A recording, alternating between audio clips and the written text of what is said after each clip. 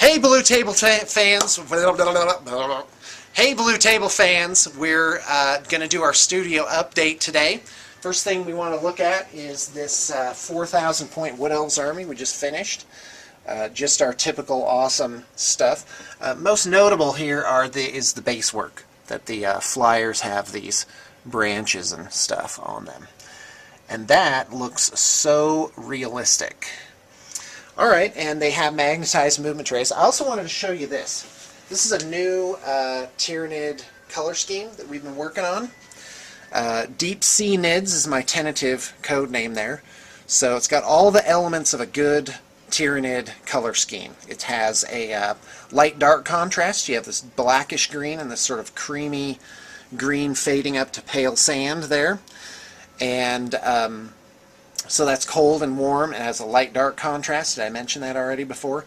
And it's also very organic looking. We put these little barnacle-like protrusions on the bigger figures. So I'm very pleased with how that looks. The whole army has a really great feel to it.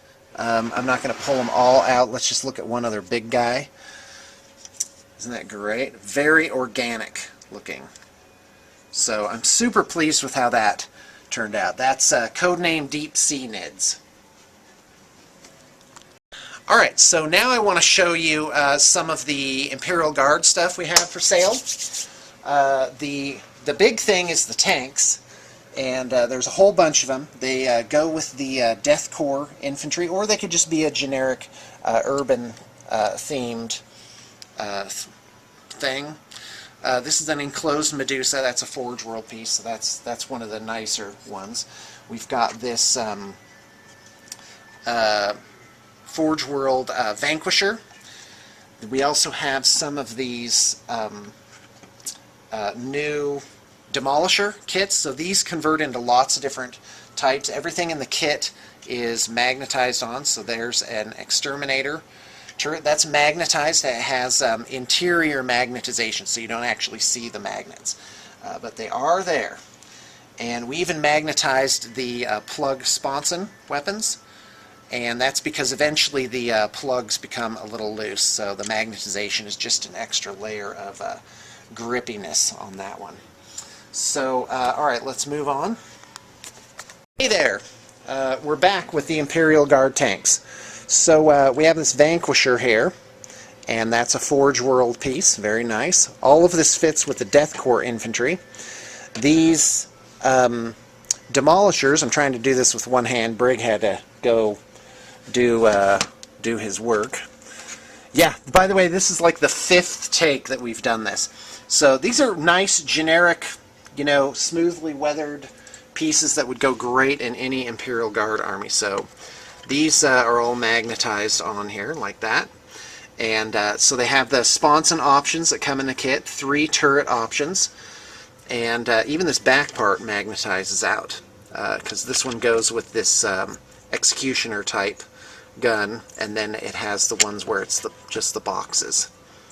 Also ready to do bulk deals on purchases of 6 or more tanks. So let's take a look at the Vendettas. The Vendettas, oh boy, how am I going to do this?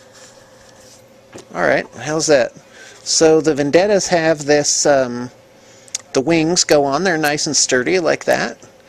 And it has the magnetized options for Hellstrike missiles or for the missile pods. So there's that. We can do...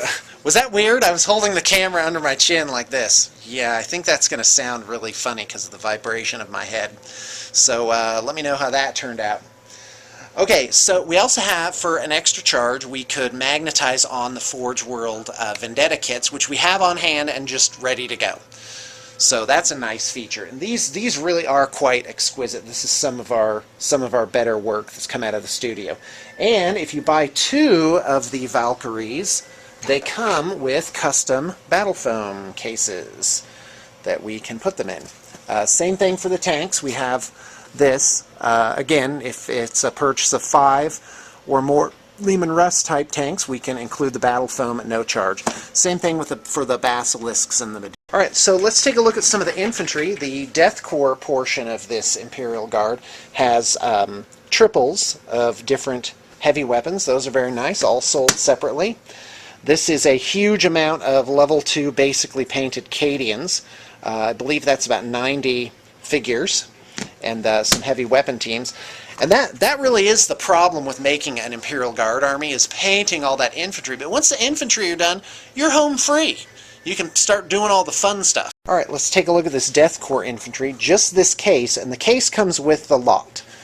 You have 72. This one has about 30 in it. I'm pretty sure that the count is 100 on that one. And, you know, just really a good mix of command models, banners, what are those called? Grenadiers, which are the Death Corps equivalent of stormtroopers or veterans, and really well painted, well based. They have this little tundra snow slash dying grass thing on them, and so those are really nice. And again, they come with the cases, the carrying. All right, next up we have these two Sentinels. These are handsome fellas, very well painted and based. Some nice weathering on there. They each also have magnetized weapons like this, and they have all 5 options that the kit comes with now, each magnetized on there.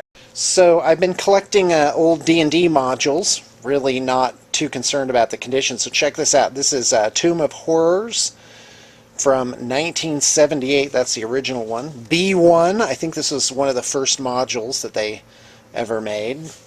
Here's Tomb of Horrors, the reprint. Village of Hamlet. Bringing back any good memories, guys? This is a UK module, very well done, called Blade of Vengeance. Secret of Bone Hill. This is one of my faves right here. And yeah, I've got a couple more floating around here. So I am actually looking for those. I'll trade for them. And I did have one person just send me some, which I gotta say was really nice. Thank you. Another thing that's going to be happening soon is I'm going to sell off the Mesa Needs. What's likely to happen is I will split those into 2,000 point armies. I think everybody knows well how exquisite this army is. In fact, hold on, let's get these Skaven out of the way. It has a ton of Gribblies in the army, at least 100.